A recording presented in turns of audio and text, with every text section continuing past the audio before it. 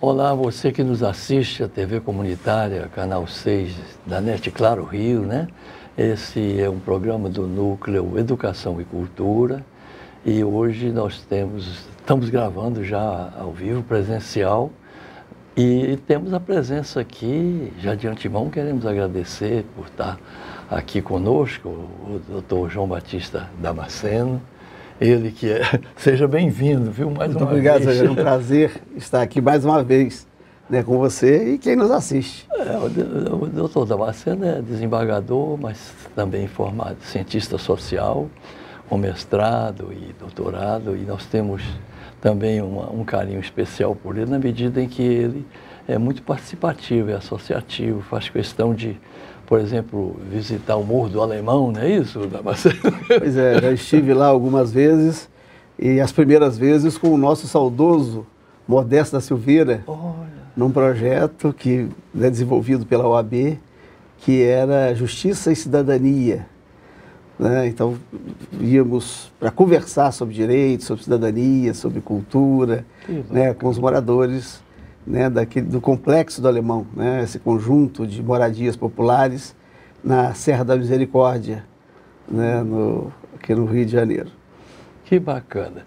Eu queria, Damasceno, recordar um pouquinho que numa das nossas entrevistas, a gente estava num dia que a gente não saberia se haverá amanhã. Foi quando a gente estava no auge, no olho do furacão da Covid-19. E eu me lembro de uma frase sua que a gente não saberia, vivia um dia de cada vez, né? Essa expressão é sua, que está lá no nosso livro Ecos Libertários, né? E hoje a gente está podendo estar aqui, né? Ou seja, aquela palavra de esperança também que você falava, vai passar, chegou esse dia e estamos aqui. Eu queria então, já como fizemos naquela época, fazer aqui um passeio em termos de cenários internacionais, eu não sei se pode ser assim depois aqui das nossas Américas, né? E até chegar ao Brasil. Como é que hoje você está vendo o mundo, né? Cientista social que é, do ponto de vista político, econômico, até mesmo filosófico, né? Pois é, Soriano, é um momento destes que a gente tem que lembrar, como a gente lembrou naquele episódio, né, do início da Covid, que nós não sabíamos nem o que era, né, o vírus, e nós vamos viver um dia de cada vez, com a perspectiva, né, de que vamos ultrapassar isso e que vamos ter uma vida melhor no futuro. Né? Aquele momento foi um momento muito emblemático, e era muito emblemático para mim também, e muito especialmente, porque, né, para todos, né, era uma doença muito séria, né? Nós tínhamos uma irresponsabilidade, né, de alguns gestores públicos que não levavam isso a sério. A ciência ainda não sabia que vírus era, qual a sua capacidade de transmissão, né, de sobrevida, né, na própria natureza. Uns falavam que ele existiria 10 dias no papelão, 15 dias no metal, né, era tudo ilação, nós não sabíamos, tínhamos muitas informações, e particularmente, né, eu estava com né, uma gravidade cardíaca, precisava fazer uma cirurgia cardíaca, e o meu médico falou assim, você não pode vir aqui nem para fazer exame, né? E falou assim, não pode pegar Covid, né? Então, cuide-se. Então eu tinha dois problemas, né? Primeiro que a Covid, que era comum a todos, né? E o outro que eu não podia pegar porque o meu coração naquele momento não resistiria, né, a uma infecção, né, pelo vírus da SARS-CoV, né, 2. E por isso foi naquele momento ali que eu assim, o que nós temos que fazer é nos preservarmos e vivermos cada dia, né?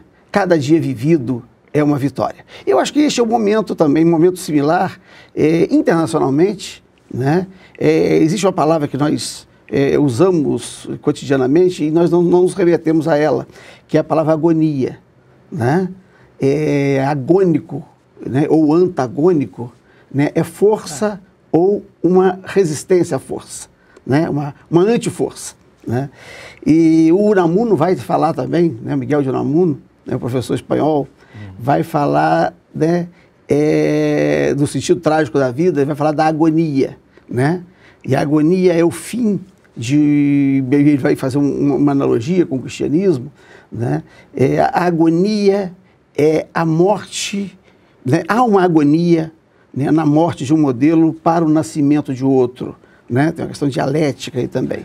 Então, o que nós estamos vivenciando no momento é a agonia, né, de um modelo, né, para o nascimento de outro, né? Então, isso que nós estamos vendo no mundo, né, as reações políticas, né, as novas mídias, as novas comunicações, né, os novos jeitos de viver, né, isso é a agonia de um velho mundo, né, para a entrada, para o nascimento, né, de um novo mundo, né? E perceber essa transição é muito difícil, né? Notadamente quando nós estamos socializados, já que o núcleo aqui é educação e cultura, nós estamos socializados neste mundo, né, que está sendo deixado para trás, né? Então você vê as novas mídias, né? Olha que coisa maravilhosa, uma TV comunitária. Quem podia imaginar, né, uma TV comunitária há 50 anos atrás, ou até menos que isso, há 40 anos, né, quando nós tínhamos os coronéis do ar, eram poucos, né, os donos de empresas de comunicação, de televisão no Brasil. 3 famílias tomavam conta de 90% da comunicação, né, por televisão, né, no país, isso há 40 anos. Você vê como que as novas mídias possibilitaram uma maior interação social, uma maior comunicação, e nós estamos efetivamente aprendendo, né, nesse novo mundo. Claro, as gerações que nos sucederem saberão construir coisas melhores do que a que nós estamos construindo no presente momento. Então, acho que é exatamente isso, Soriano. Olha, você tocou na dialética. Eu me lembro de uns textos de Mao Tse-tung, que ele também era um grande escritor e filósofo também, né? Só líder revolucionário, de uma visão muito grande com relação à arte militar, né? A grande marcha. Mas ele falava o seguinte, que nós, inclusive, estamos diariamente nos negando, não no sentido assim de nossos princípios, mas você, para poder aprender diferenciação ou radiciação ou potencialização, o cálculo potencial, né? Você precisa se negar. Opa, eu agora só sei somar e dividir, somar e diminuir. Eu preciso me negar que eu sou ignorante em saber multiplicar. Eu sou ignorante, eu preciso então me anular e entender que eu preciso dar um passo para aprender agora a dividir. Depois, então, essa própria evolução, o despertar da gente, inclusive na política, né? Então, a gente está ali, criança, brincando, a gente não está vendo a cor do nosso semelhante, a gente é aquela pureza. Depois, a gente vai também vendo que existem as maldades, né? Por que um judeu não pode brincar com um árabe? Porque não, depois o fundamentalismo religioso também, né? Um crente não pode dialogar, ou conversar, ou brincar, ou jogar um futebol com um católico, o católico com o espírita, né? Então, a gente vai vendo que, olha, gente, o mundo não é bem preto e branco, ele é colorido e há muitas cores do cinza, né?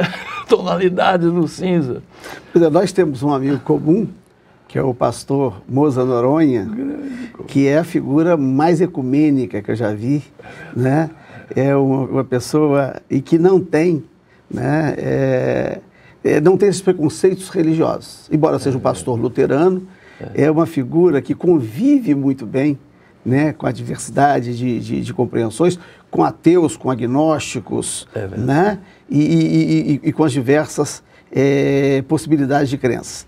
Então, exatamente o que você está falando, é claro que as questões que levam a essas intolerâncias não são as questões principiológicas dessas crenças, né, ou das não crenças, né? O que motiva esses conflitos, né, são questões de ordens diversas. Normalmente interesses econômicos, normalmente né, uma disputa por espaços ou por status, né? Sem contar que tem uma turma que efetivamente não tem princípio de convivência, né? E cuja postura está na eliminação do outro, na causar o mal-estar ao outro.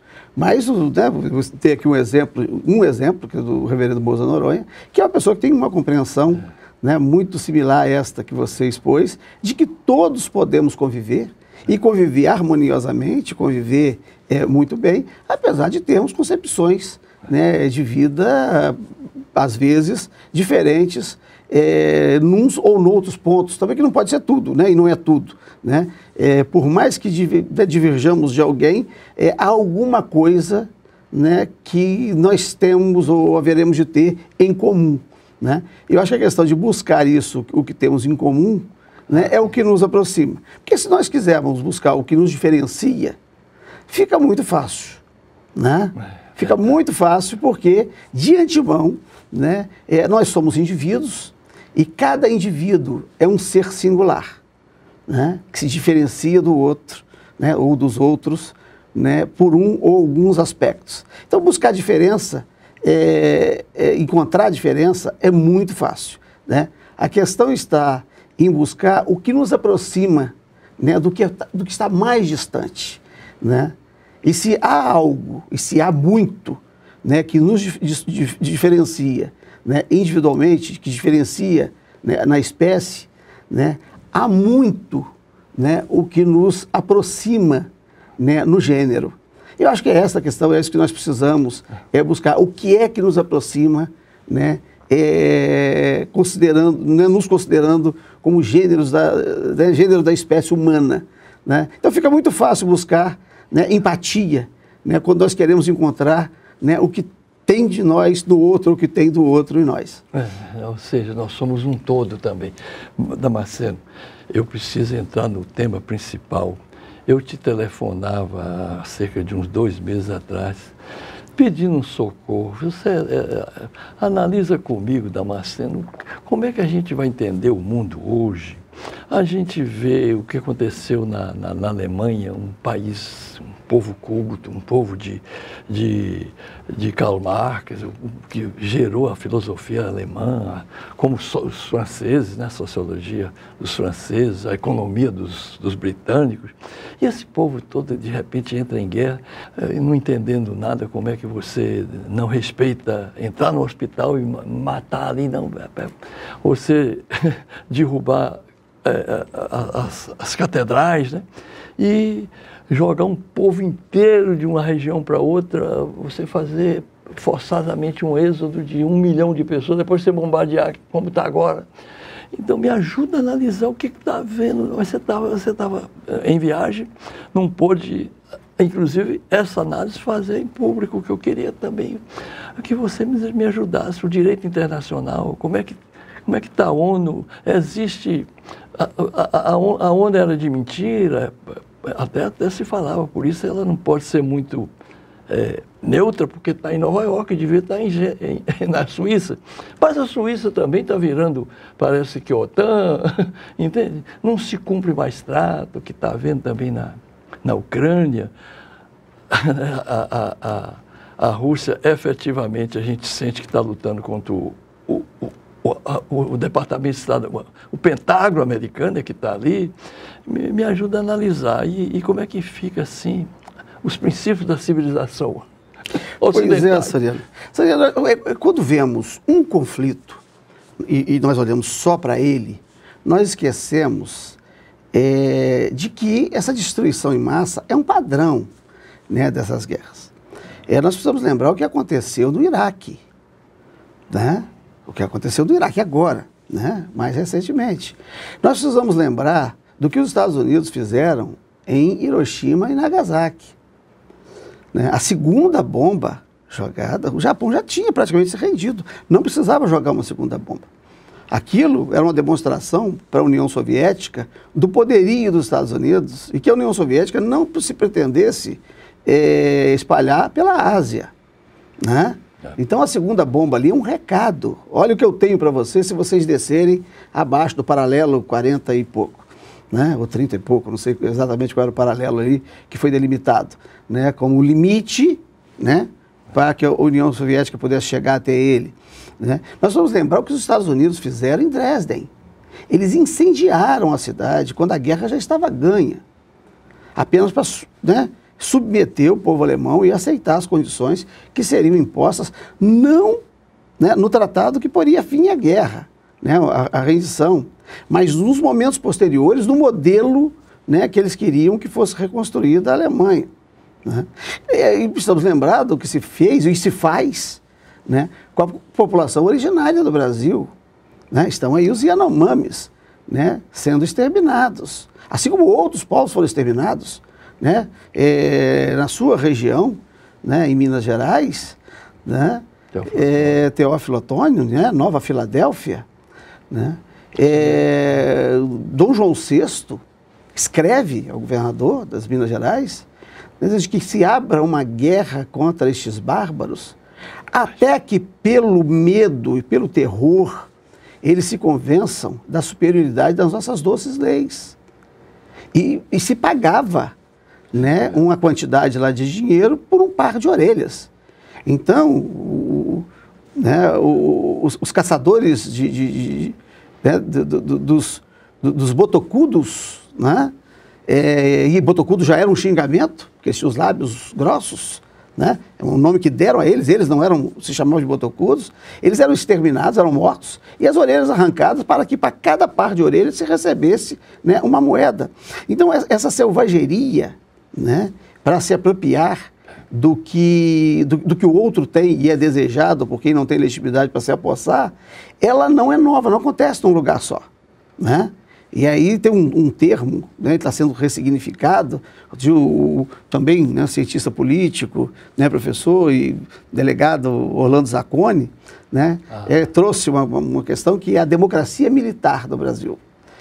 E eu fui pesquisar sobre essa questão da democracia militar, né, e vamos falar da República como, né, uma democracia tutelada desde a sua proclamação, com um golpe de Estado, né, com um golpe militar, em 15 de novembro de 1889, e com intervenções militares subsequentes, né, intervenções militares, inclusive na própria Constituinte, né, fazendo lá pressão e fazendo ameaças, né, que não vai aceitar, não vai gostar, né, os quartéis estão nervosos, e aí os constituintes acabavam aceitando algumas imposições. Mas o termo não é novo. Né? No Origem do Estado, da Família, da Propriedade Privada, o Engels fala de democracia militar. Né?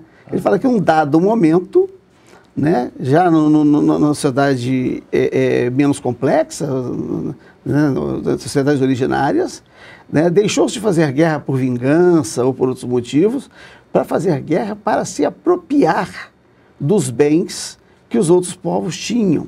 Né? E para isso o aparato militar se mostrou relevante, tá? Embora a comunidade deliberasse publicamente e comunitariamente fazer a guerra, né, e daí a democracia, a razão da maioria, era uma razão da maioria, né, explicitada para o emprego, né, pelo grupo armado da sociedade, a fim de pilhar um outro povo.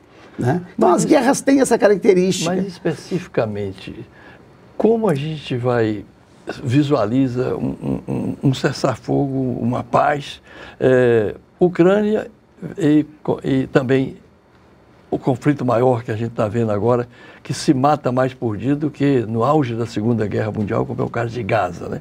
Já se vão, até onde eu tinha o dado, 12 mil crianças, só 6 mil estavam enterradas, as outras estavam soterradas. Né? Não se sabia se ainda tivesse alguém respirando ali de criancinhas. Né? Como é que sairá isso? Lembrando que todas as guerras, o motivo maior é econômico, como você falou aí, para se apropriar das riquezas, dos bens, dos direitos daqueles povos. Né?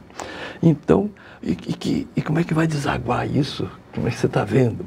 Pois é, Soriano, esse é um conflito que é muito maior, né, do que o que está sendo demonstrado para a gente. Assim como na Ucrânia, né?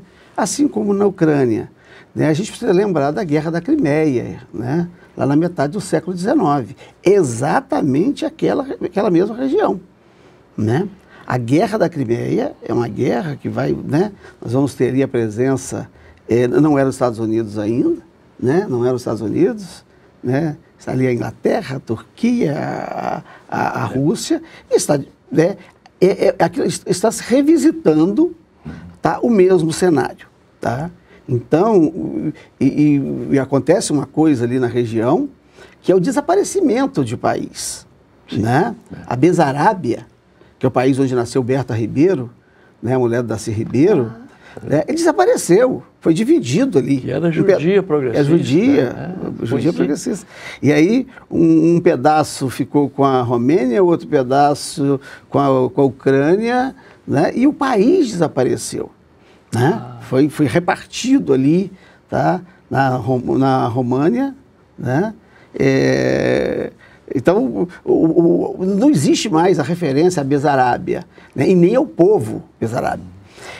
A questão, né, do Estado de Israel e da Palestina também envolve, né, conflitos muito anteriores. É preciso lembrar dos pogões, né, do leste europeu, que expulsou, né, muitos judeus pobres para a Europa. Né? E aí a criação do Estado de Israel é uma solução, né, que a Europa busca. A Europa é Estados Unidos, que é para onde esses judeus pobres estavam indo, inclusive para onde foi a irmã da Berta, né, a Geni Glaze, depois que foi expulsa, né, do Brasil em 1936, junto com a Olga. Tá? Graciliano Ramos, em Memórias do Cárcere, faz esse registro. Então... Que ele estava naquela prisão quando ela é arrancada ali, suas companheiras todas se agarrando. Né? Mas os marinheiros, veja, os marinheiros a libertaram na França. E por isso que a Olga, ela foi deportada, foi expulsa, né? E levada num navio que não fez escala. Né? Saiu daqui, foi direto, né, até Hamburgo, que era uma forma dos marinheiros não libertarem, né, porque a Geni foi libertada e foi para os Estados Unidos, né, foi para a Venezuela e depois foi para os Estados Unidos. E teve uma filha lá, inclusive eu levantei bem a história dela. Então você vê o seguinte, o problema ali, a questão, né, colocada na Europa no início do século XX, decorria dos pogões, os judeus pobres que estavam saindo do leste europeu e indo para a Europa.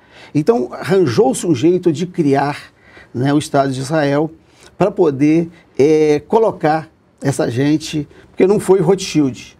Né? Os milionários europeus, os judeus milionários europeus não foram, né, para o Estado de Israel, eles continuaram na Europa. Então, a princípio foram os judeus pobres e também progressistas. Né? Rothschild era um banqueiro que financiou o Hitler e era judeu. Era. Né? Na hora de receber o banqueiro não tem problema nenhum. Tá? Não se exige certificado de pureza quando se trata de dinheiro. Eu quero saber de meu dinheiro, né? Em primeiro lugar. Então, ali luta de classes. Resolve. E aí o que tem é o seguinte, houve um entrave da criação do Estado da Palestina, né? E há ainda, né, uma parcela que não aceita a existência do Estado de Israel. Tá? Agora, o Estado de Israel é uma realidade.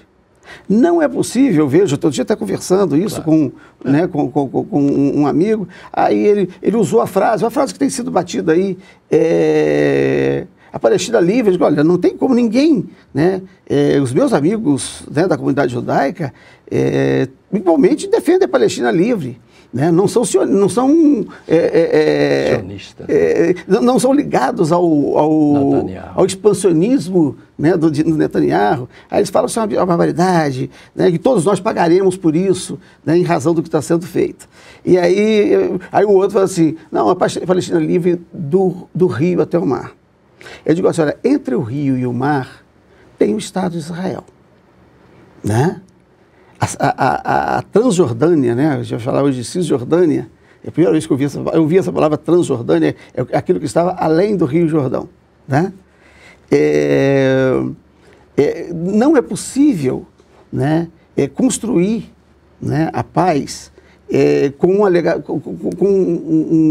o chavão, né, com a palavra de ordem Palestina, né, do rio até o mar. Porque se é do rio até o mar, né, teria que extirpar o Estado de Israel. O Estado de Israel é uma realidade.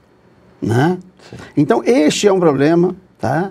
E que na própria comunidade árabe, né, no próprio mundo árabe, houve quem criasse embaraço a criação de um Estado palestino, quando da criação... Os dois Estados, né? Os dois Estados, né, que poderiam ter... Que Lula defende a posição atual do governo. E é interessante que na criação do Estado de Israel, a Inglaterra se absteve da resolução que criou o Estado de Israel. E o Oswaldo Aranha presidiu a sessão da ONU, né? E o Oswaldo Aranha é uma figura que eu ainda quero analisar melhor, Soriano, porque... Ele foi ministro de Relações Exteriores do Getúlio Vargas. Foi ministro das Relações Exteriores e ele era, no Brasil, o presidente da sociedade, uma sociedade americanófila, a Sociedade dos Amigos da América. Na verdade, ele montava, ele não era o presidente de direito, não. Tinha outra figura, mas ele era a figura emblemática da Sociedade dos Amigos da América. Ele era a pessoa com larga interlocução, né, com os Estados Unidos.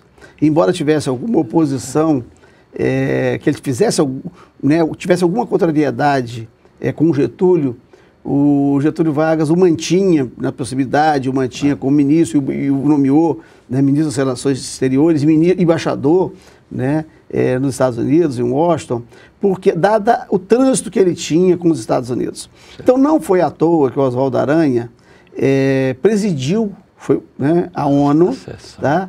Não foi à toa que ele apresentou a resolução para a criação do Estado de Israel, atendendo aos interesses dos Estados Unidos.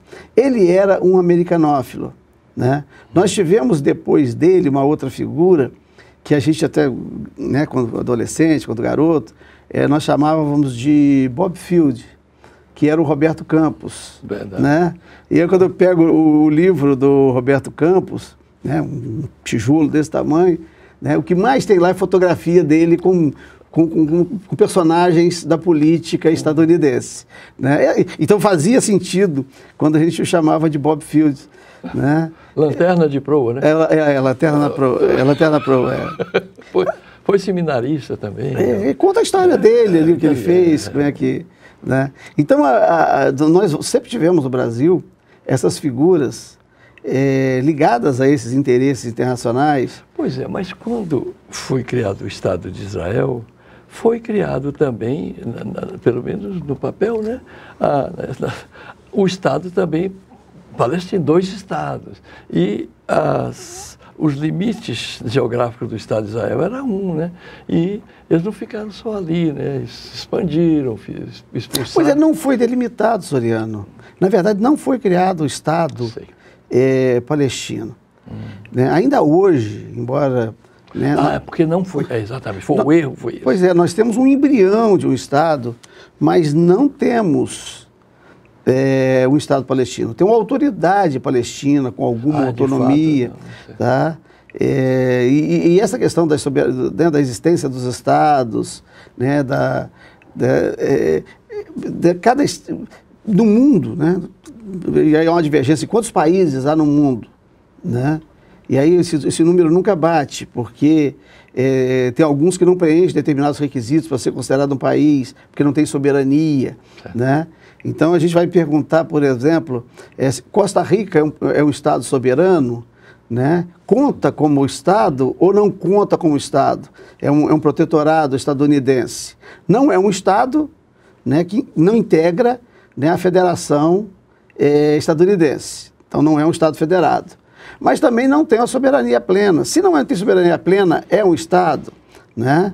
Então, essas questões, né? Soberania ou se tem ou não se tem, né? Quando o Estado é soberano, né, ele tem exercita, né, o poder, né, e a autoridade no âmbito de um território, ou, como dizia o Max Weber, reivindica, né, o monopólio da violência legítima no âmbito de um território, aí nós temos, né, um Estado soberano, né, ou como dizia um professor, o Estado soberano é um poder contra o qual nenhum outro, aí ele dizia assim, se alevanta, né?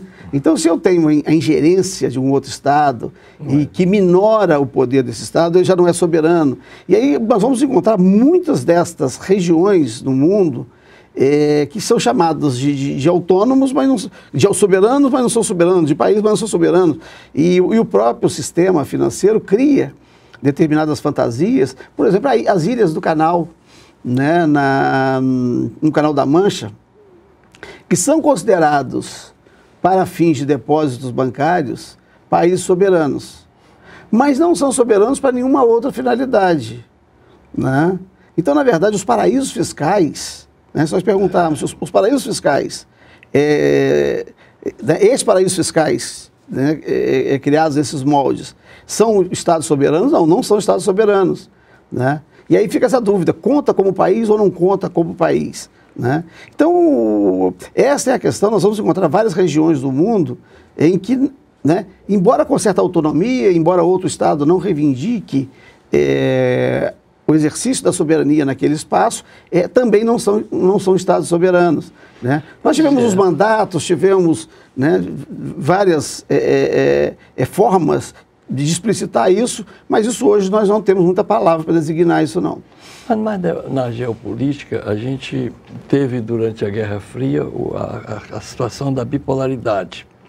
E a gente vê também, há quem diga que o Estado de Israel foi um projeto americano para ter um Estado, como os portugueses de Salazar chamavam, províncias ultramarinhas, né? Não era colônia, né?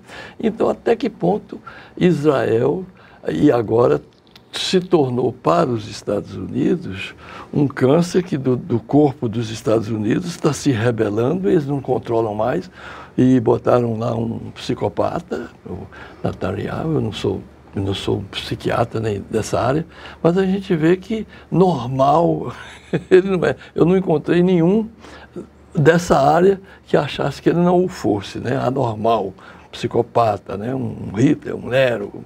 Então, até que ponto a gente tem que entender também que você falou da soberania, realmente perante, isso é uma coisa relativa, perante os menos fracos militarmente, ele tem uma soberania absoluta e vigorosa e como você falou também, no ponto de vista do poder de dissuasão total, né? Não se meta aqui, como quiseram muitas vezes demonstrar no mundo os Estados Unidos na segunda bomba atômica, né?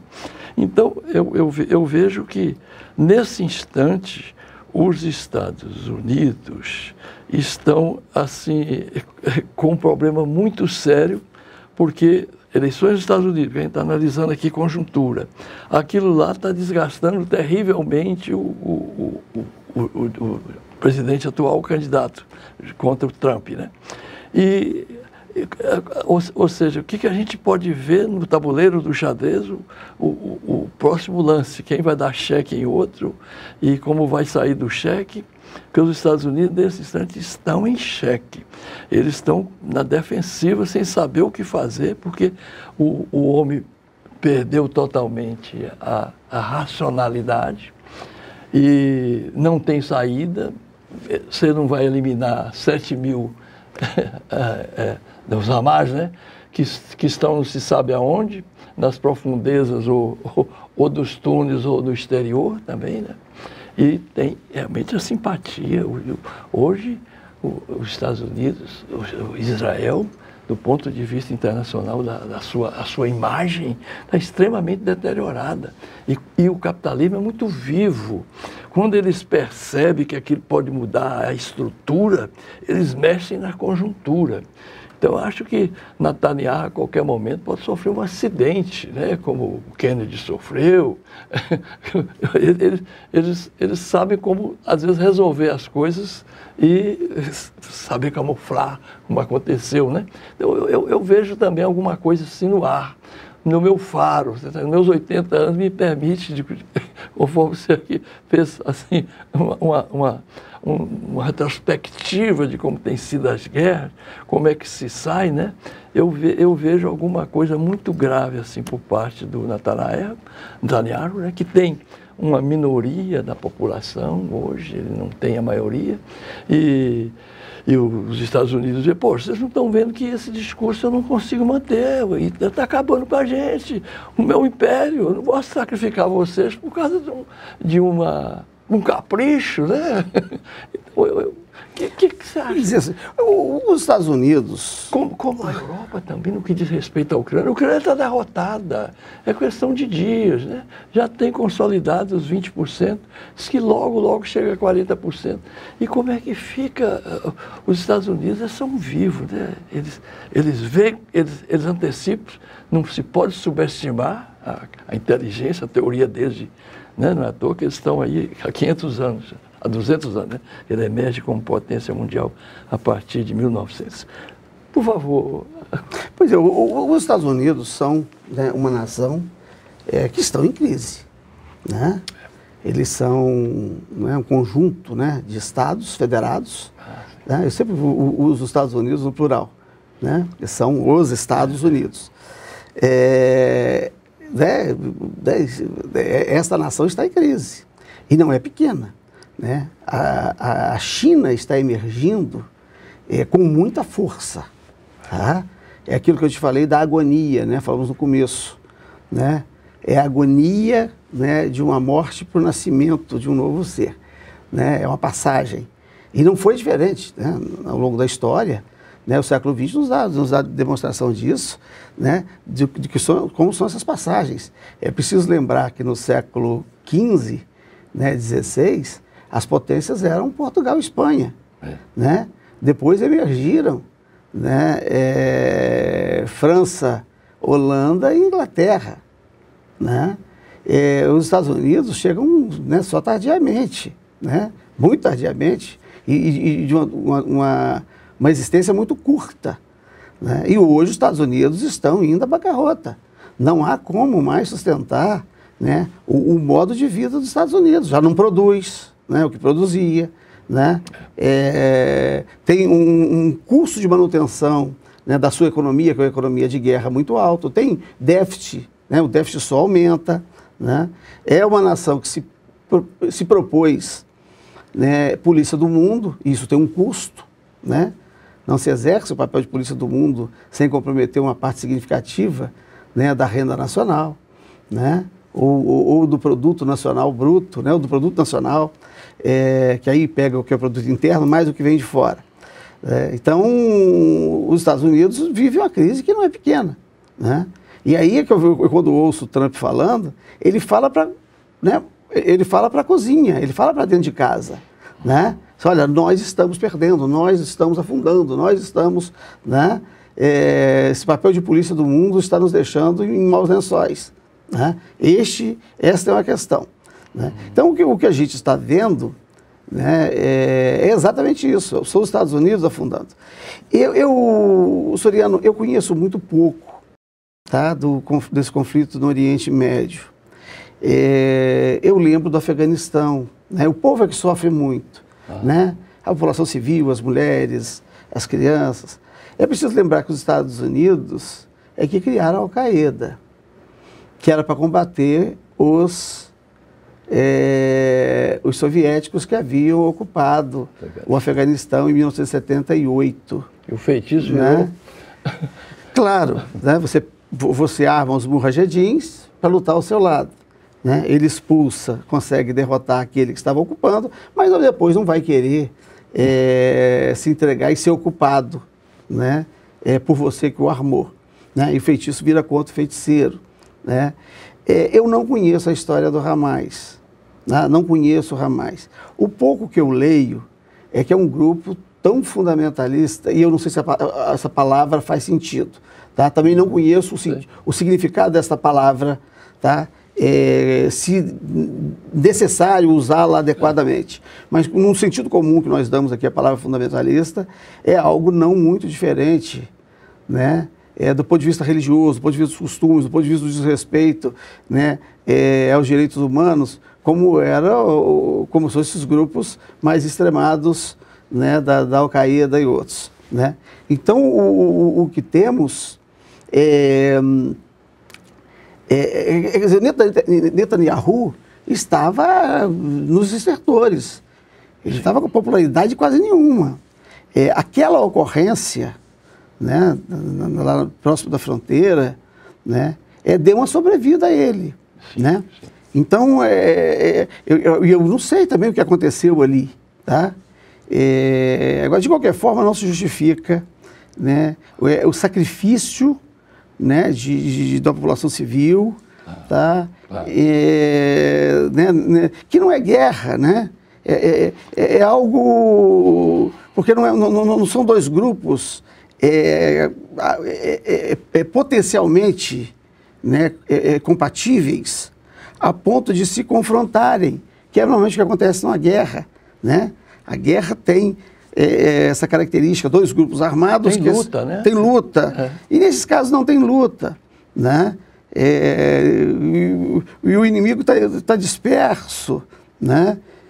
Desde que surgiu a ideia do terrorismo, e o terrorismo não é luta, não é guerra, o terrorismo é a ação de grupos fracos que não podem atuar ostensivamente e que começam a praticar atos visando a admoestar, né, a população e a retirar o apoio, né, de uma população a um determinado governo ou determinado país.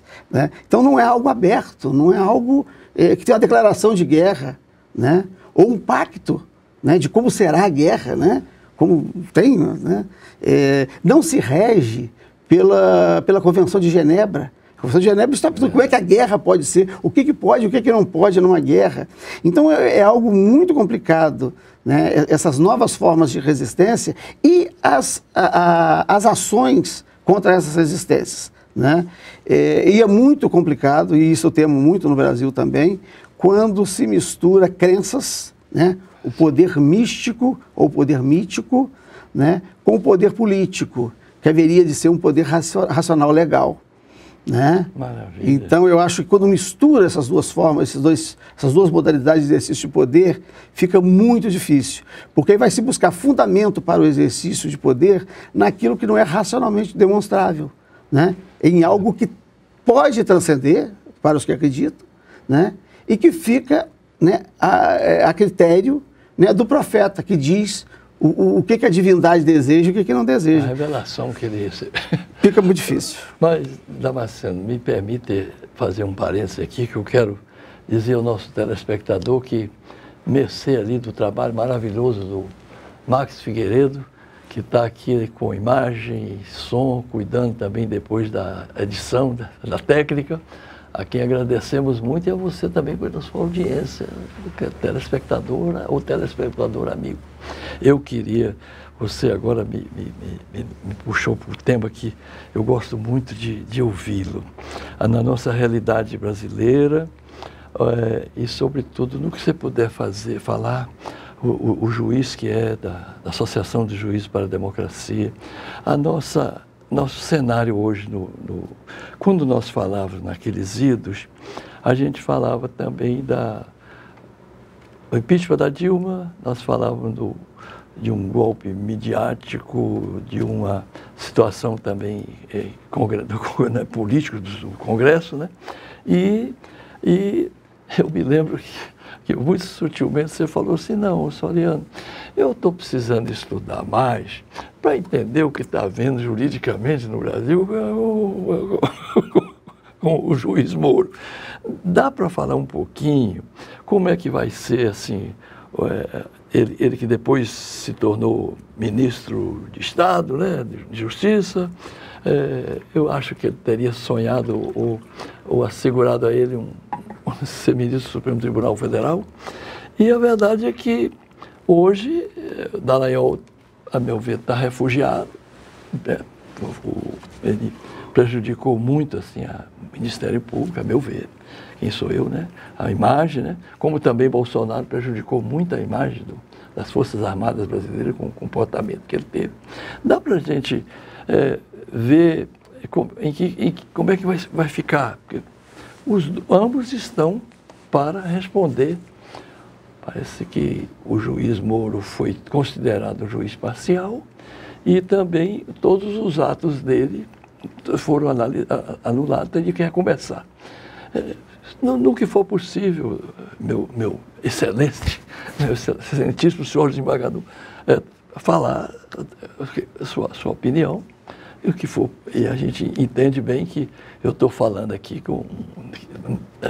sempre será um representante do Poder Judiciário. Assim. O que a gente pode esperar de a justiça cega, a justiça superior, a justiça justa, realmente? Pois é, Soriano. Soriano, o tema da judicialização da política e politização da justiça e a pessoalização, né, na atividade da jurisdição foi objeto da minha dissertação de mestrado em ciência política no Instituto de Filosofia e Ciências Sociais da UFRJ. IFIX. Né, no IFIX. E onde eu fiz a graduação e fiz o mestrado. Não é estranho, tá? Não é estranha a politização da justiça. Tá?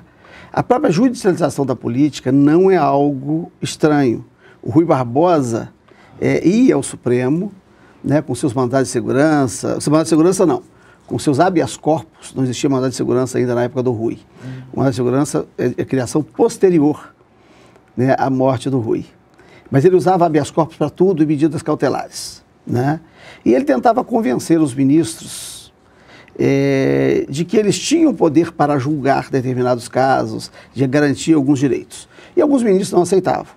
Né? Alguns ministros formados no período monárquico, no Império, não aceitavam, né? Não aceitavam o poder que eles tinham. E o Rui Barbosa escrevia isso. Né?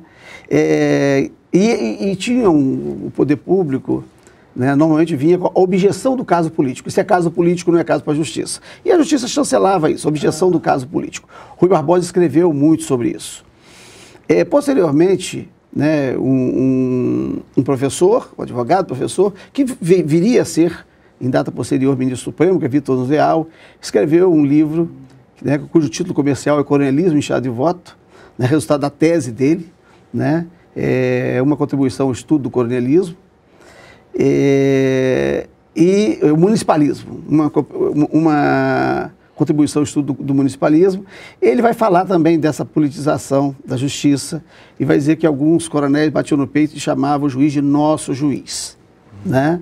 Então nós vamos encontrar, né, essa figura, essa questão da politização da justiça, a judicialização da política, já com outros nomes, ou, né, como Rui Barbosa escrevia e denunciava, a tal da objeção do caso político.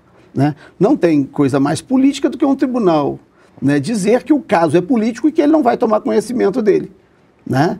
Ou seja, ele não está julgando, ele está assumindo, né, um papel político por omissão. Né? E o Rui Barbosa escrevia muito sobre isso. Então não me espanta o que o Moro fez, né? Não me espanta o que o Dallagnol fez. Tá? Nós temos, né, muito isto na história do Brasil. E o que me espanta foi a aceitação disso por parcela da sociedade, tá? Inclusive de outros membros do próprio Poder Judiciário. Né? Eu pugno sempre, né, eu defendo sempre o Estado democrático de direito. Né? O Estado democrático é o Estado fundado na razão da maioria, com respeito às minorias. Né? A democracia não pode ser só a razão da maioria, porque senão ela massacra a minoria. Essa razão, ela tem que ser razão mesmo. Né? Então, democracia é a razão da maioria com respeito à minoria. E um Estado pautado pelo direito, por regras claras e pré-existentes. Né? Quando a gente sai, né, dessas regras claras de convivência, né, e regras pré-existentes, né, a gente vai acabar caindo nas armadilhas, né, jurídicas, e isso aí não é direito. Né? Então foi muito complicado, né, o que aconteceu aí no Principado de Curitiba, que não é a República de Curitiba, né? E o referendo que certa parcela da sociedade deu, tá? Aquilo que aconteceu. E nós não podemos admitir, né, que aquilo que aconteceu em Curitiba, e que já tinha acontecido em outros lugares. O ministro Hermenegildo de Barros, analisando a emenda constitucional, a primeira Constituição Republicana, em 1923, ele fala disso. Ele usa a palavra do caso político, né, da politização do tribunal. tá? Está no voto do ministro Hermenegildo de Barros, julgando a questão da constitucionalidade da emenda à Constituição de 1891. Então, nós não podemos admitir, em hipótese alguma, tá? E não podemos comemorar penas, tá, Soriano? Eu não comemoro condenações, tá? Eu acho que esta é uma questão, mesmo quando a pena deva ser imposta, ela não pode ser comemorada, tá? Então, quem comemora a pena, né, não está pensando em justiça, não está pensando em Estado de Direito, não está pensando em civilidade, está pensando em vingança. E vingança nunca é bom, tá? Então, direito de defesa é um direito, vingança não é direito, né? Então, eu não comemoro pena, né? Eu pugno pela justiça, pelo Estado de Direito, pelo Estado democrático, tá? Agora, está muito difícil falar disso, porque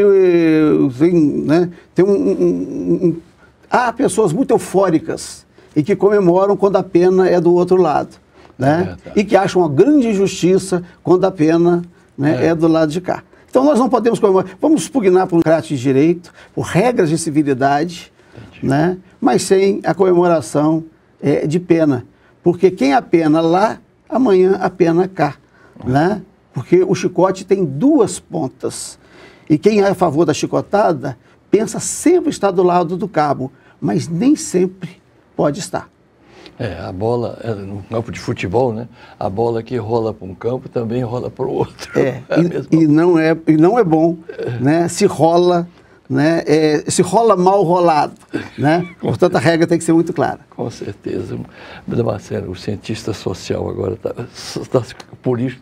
está sendo assim, solicitado para fazer uma rápida análise para onde está indo o Brasil. Nós voltamos a ser tá entre as 10 maiores economias do mundo. Eu acho que a gente readquire o respeito assim como nação, de uma nação. Você falava de um país, mas, ou seja, tem uma diferença aí que Barbosa Lima falava assim, né, que para que seja uma nação realmente precisa ser politicamente organizada. Acho que a gente voltou assim a ter respeito ao Estado de Direito. A gente pode ficar mais tranquilo que amanhã, sem que nem porquê, a gente vai amanhecer assim, com mais uma tribo indígena sendo incendiada nas suas tendas. Fala um pouquinho, estamos indo bem, o que precisa melhorar? Que conselho a gente tem que dar bem no pé do ouvido do Lula? Eu mesmo estou muito preocupado com o petróleo, que ele está demorando muito a resolver esse problema, por exemplo, da BR, que foi um absurdo. A nossa empresa de energia, Eletrobras, um escândalo para mim. Mesmo grupo que deu um cano danado das lojas americanas, as mesmas quadrilhas, enfim. Por favor, doutor, estamos navegando bem? Navegar é preciso mais ainda? Pois é, não, eu não nutro expectativa, né, de que essas coisas vão ser desfeitas, não. Eu acho que o Lula se propõe a gerir a ordem, tá, e não vai tomar nenhuma medida radical de desfazer o que foi feito, não. Nem reforma trabalhista, tá? Então, eu acho que essa é a questão. Agora, do ponto de vista econômico, eu acho que nós temos um problema aí. Nós estamos voltando à Primeira República, né, e nos transformando de novo num país exportador de commodities, tá? Minério bruto e grãos. Nós exportamos café e importamos o sachê. Nós exportamos cacau e importamos chocolate, né? Então, nós temos que tomar muito cuidado com essa questão de voltarmos a ser um país, né, exportador de commodities como fomos na Primeira República, tá? O presidente Lula anunciou a criação de mil institutos técnicos, né? Criar institutos técnicos ou universidades e não criar mercado de trabalho não resolve, né? Nós vamos ter jovens com diplomas por aí. Eu sou professor universitário e me preocupa muito isso, né? Uma turma com 80 alunos, 85 alunos, vão sair todos ali para pendurar um diplominha na parede sem ter local para trabalho, né? Eu acho que a educação, nós começamos a nos preocupar com a educação básica, né? Aquilo que o Brizola fazia dos CIEPs, né? Aquilo era um projeto educacional que Anísio Teixeira tinha como projeto, que o Darcy Ribeiro tinha como projeto, e que a referência era o Manifesto dos Pioneiros da Educação de 1932, e depois o Manifesto dos Educadores de 1959, que dá a primeira lei de diretrizes e bases de educação nacional, que é a Lei 4.024 de 61. Né? Então, não adianta falar de educação para entregar diploma de nível superior, né? Numa sociedade que não tem emprego. Tá? Então, eu acho que nós temos que... Se a preocupação, já que o núcleo aqui é educação e cultura, a educação, a gente começa com a educação básica, né? Porque tem uma meninada que não vai chegar, né? Não vai concluir o nível elementar, não vai chegar ao nível médio. E essa meninada que sai do Jacarezinho, que sai do Alemão, para ir à praia, e sequer pode, né, ir à praia num fim de semana. Tá? Para essa meninada não adianta criar universidade, porque ela é analfabeta, é um adulto analfabeto ou um adolescente analfabeto. Né? Então a minha preocupação é com essa parcela da sociedade que nem para ser explorada serve. Tá? E não pode sequer, né, ir à praia aproveitar isto que é gracioso, né, que é o sol e o mar. Tá? Então nós temos muita coisa para nos preocuparmos, Soriano. Eu acho que tem muita coisa para corrigir. Tá? Então eu estou muito preocupado, né, com os caminhos que o Brasil está seguindo.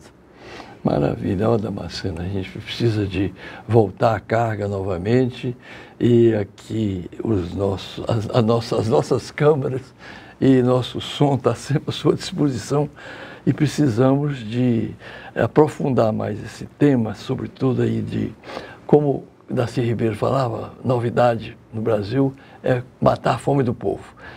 Agradeço mais uma vez, eu quero só relembrar, que conforme disse que eu citava aqui, que agradecer sua coautoria em Ecos Libertários, viu?